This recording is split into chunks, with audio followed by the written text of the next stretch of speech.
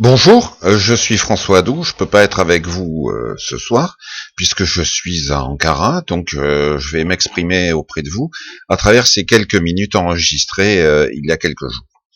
Alors, je suis François Adou, je suis le président de l'Observatoire international des métiers de l'Internet qui s'appelle eJobs Observatory, E-jobs, J-O-B-S, observatory avec un Y à la fin, .eu. Il s'agit d'un observatoire international qui est géré par une vingtaine de partenaires en Europe, qui sont à la fois des universités, des associations professionnelles, des centres de formation et des organismes qui sont très actifs dans le domaine de l'Internet. Donc nous travaillons sur plus de 20 pays en Europe. Nous analysons continuellement tout au long de l'année les critères qui font que telle ou telle entreprise va embaucher, quel type de personne elle va embaucher, quelles sont les compétences qui sont les plus importantes actuellement. À partir de là, nous en tirons des profils de fonction et nous publions aussi des recommandations pour les organismes de formation.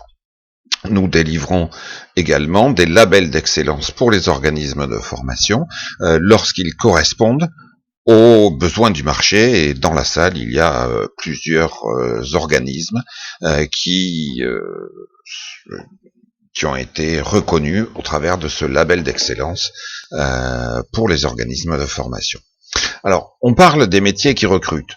En fait, vous en doutez bien, ce ne sont pas les métiers qui recrutent, ce sont les entreprises.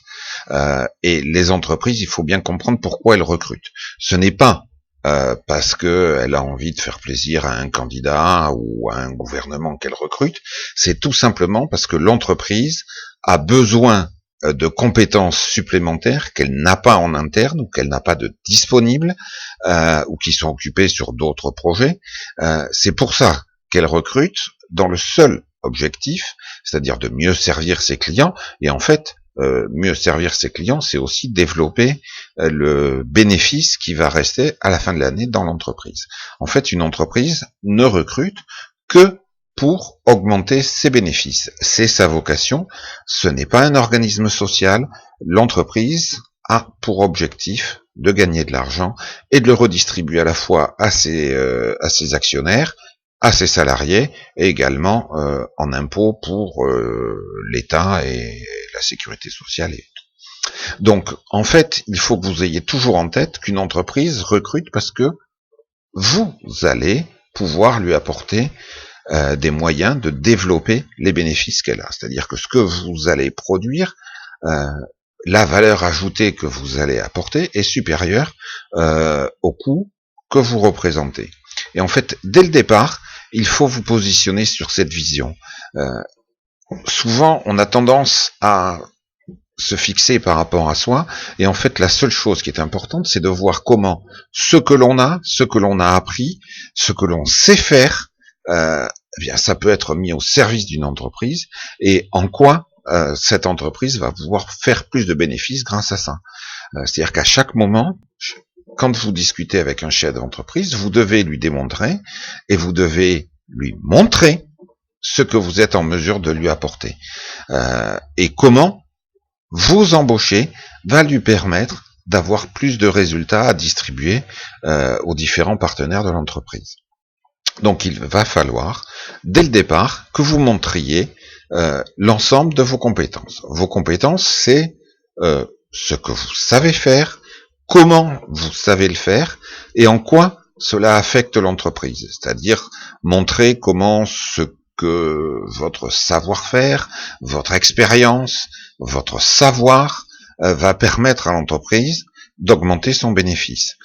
C'est-à-dire de mieux fidéliser les clients, de faire que les clients de l'entreprise vont développer aussi leurs affaires.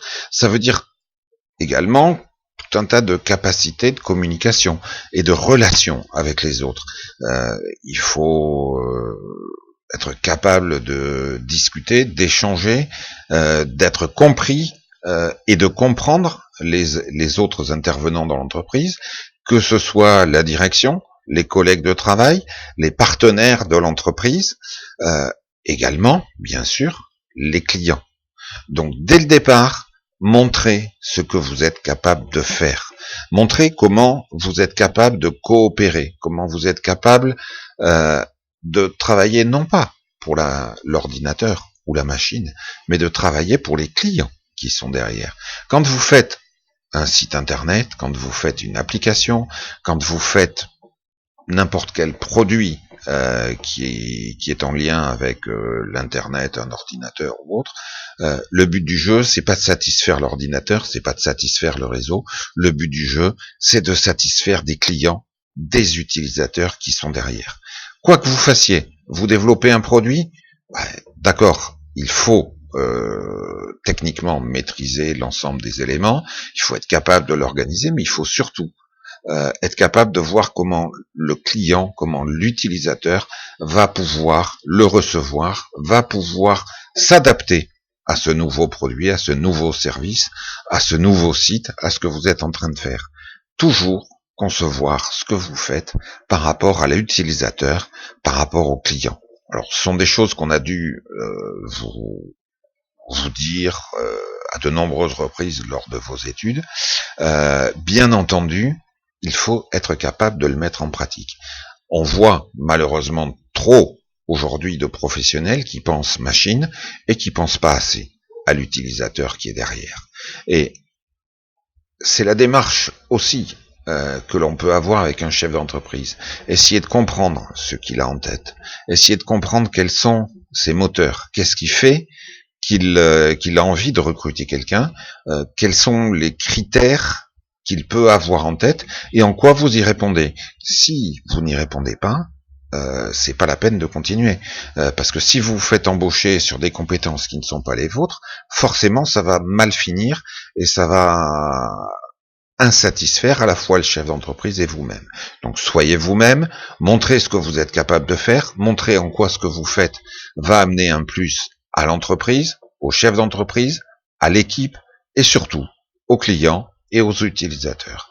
Ayez tout le temps ça en tête, vous verrez que ça fonctionne. Et ça fonctionne à la fois lorsque vous avez une démarche classique de CV, lettre de motivation, mais également, vous savez que plus de la moitié des postes aujourd'hui sont pourvus par des contacts qui ne passent pas forcément par une réponse à une candidature.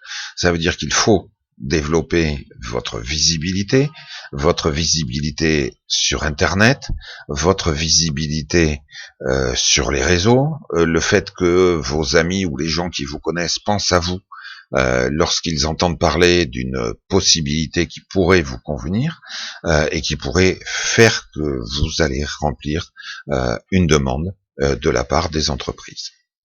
Donc c'est vraiment ça qu'il faut avoir en tête. Ce que vous montrez, alors non pas ce qui sort de vous, mais essayez de penser à la manière dont ce que vous faites, ce que vous montrez, peut être reçu par le chef d'entreprise.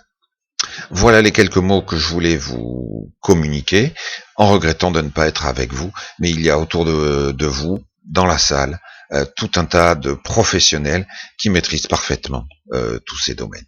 Voilà, je vous remercie, et puis à bientôt. Au revoir.